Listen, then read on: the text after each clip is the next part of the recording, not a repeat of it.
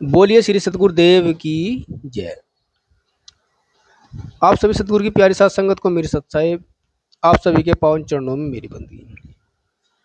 आज की हमारी वीडियो जैक सर पर रहेगी और जैक सर के माध्यम से साहिब ने वासना त्याग मोक्ष के कारण ही बताई है। अगर मोक्ष की प्राप्ति करनी है, मोक्ष माने क्या है? दुखों से छुटकारा। अगर दुखों से छुटकारा करना है तो वासना को समाप्त करना होगा। जैक सर की साखी जो है, जजा ईतन जियत नजारो, जोबन जारी युक्ति तन पारो। जजा ईतन जियत नजारो, जोबन जारी युक्ति तन पारो। जो कछु युक्ति जानी तन जरे, ई घट ज्योति उजियारी करे। जोबन का मतलब क्या होता है? जवानी।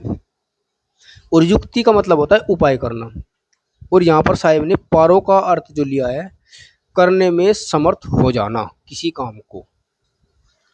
जैक सर को माध्यम बनाकर सदगुरु श्री कबीर साहिब जी क्या कहते हैं कि हे मनुष्य जीव, हे चैतन्य, हे साधक, जीते जी इस शरीर को घोर तपस्या में मत जला, किंतु जवानी का प्रमाद और कामादि वासनाओं को जलाकर शरीर से साधना कर। यदि वासनाओं की निवृत्ति का उपाय जानकर शरीर की आसक्ति जला दे तो साधक इसी जीवन में ज्ञान की ज्योति से आलोकित हो जाता है। सदगुरु साहेब यहाँ तीन मुख्य बातें बताते हैं। पहली बात क्या है? पहली बात यह है कि शरीर को घोर तपस्या में मत जला। और दूसरी बात यह है कि शरीर और जवानी का अहम भाव जलाकर साधना कर। और तीसरी, यदि मानव साधना करते हुए वासना का त्याग करता है तो इस जीवन में ज्ञान का आलोक मिलना निश्चित है।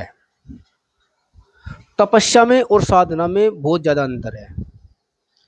गर्मी में अग्नि तापना, ठंडी में जलाशय करना, वर्षा में खुले आकाश में खड़ा रहना, लंबा उपवास करना, नंगा रहना आदि कष्टदायक उठाना तपस्या है।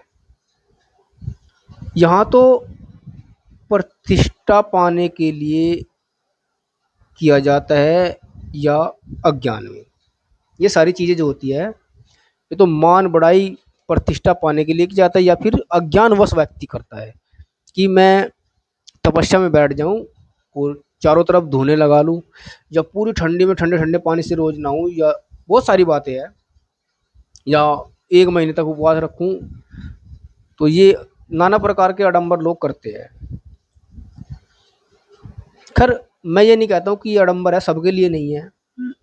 कुछ व्यक्ति किसी देवी देवताओं को भी मानते हैं जिसमें उसकी श्रद्धा है,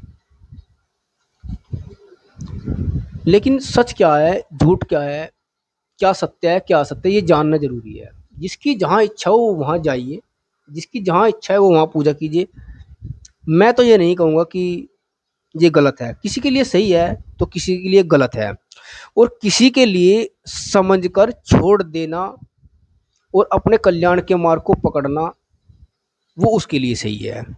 अब जिसे जिस चीज़ की ज़रूरत होती है वो उस चीज़ को ग्रहण कर सकता है। इसका फल संसारियों से सम्मान पाना होता है और तपस्वी में अहंकार तथा दंभ का भरना है। साधना है इंद्रिया और मन पर विजय पाने का प्रयास। तपस्या का मतलब होता है जो अपने आप को कष्टदायक दुख देना, और साधना का मतलब होता है अपने मन इंद्रियों पर विजय प्राप्त करना। इसमें मैथुन मोह आदि भोगों का त्याग तो होता है, किंतु शुद्ध सात्विक एवं संतुलित आहार विहार व्यवहार लेते हुए सेवा, स्वाध्याय, ध्यान, चिंतन आदि सभी वासनाओं पर विजय प्राप्त करने के लिए ये प्रयास किया जाता है साधना में। लेकिन साधक क्या करता है? साधक केवल बीच का रास्ता पकड़ता है। वह न तो भोगी होता है और न काया पीड़क होता है।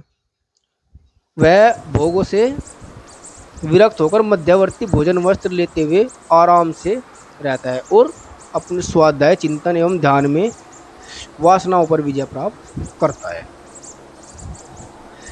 साहिब कबीर क्या है? साहिब कबीर मध्य मार्गीय है। संसार के सभी साधक इसी पथ से कल्याण पाते हैं। महात्मा बुद्ध ने अनजान में घोर तप किया, परंतु जब उन्हें अपनी भूल का परिचय हुआ तो वे भी इसी मध्यम मार्ग पर निकल पड़े थे।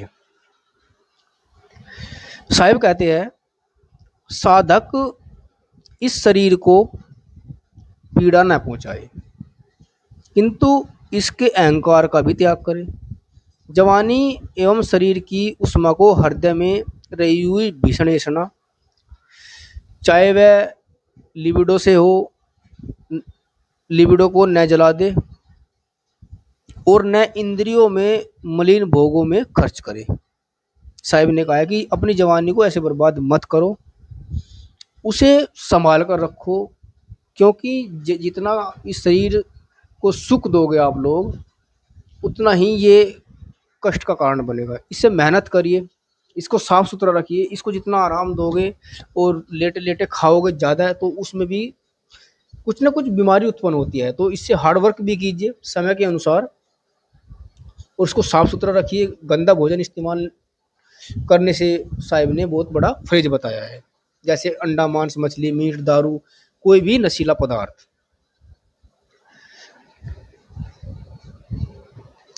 उसके रास्ते को साहिब ने बदलने को कहा है। उन्हें वासना निवृत्ति, स्वरूप स्थिति की प्राप्ति में एवं अपने और दूसरे के कल्याण कार्य में लगा देना चाहिए। यदि मानव घोर तप द्वारा शक्ति को न जलाकर केवल विषय वासनाओं को जलाता है और अपने तन तथा मन की शक्ति से साधना करके सतपथ में चलता है, तो उसे इसी जीवन में ज्ञान का प्रकाश मिलता है।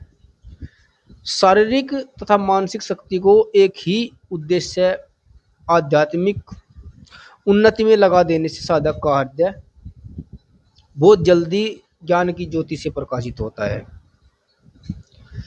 इसीलिए साहिब कहते हैं कि कुचर काचर साधक ही असफलता का रोना रोते हैं। जो इन चीज़ों को नहीं समझते हैं, नहीं चेतते हैं, वही असफलता का रोना रोते हैं। अपने लक्ष्य में पूर्ण समर्पित साधक शीघ्र ही अपने उद्देश्य को प्राप्त कर लेते हैं। इसलिए साहिब कहते हैं कि अगर मोक्ष का कारण, मोक्ष माने क्या? मोक्ष माने दुख से छुटकारा। तो इच्छाओं, कल्पनाओं, वासनाओं का त्याग साहिब ने बताया है। आज की वीडियो में सिर्फ इतना ही। चैनल पर बने रहे। वीडियो अच्छी लगे तो लाइक करना, शेयर करना और चैनल को जरूर सब्सक्राइब करना। बोलिए श्री सतगुरुदेव की जय।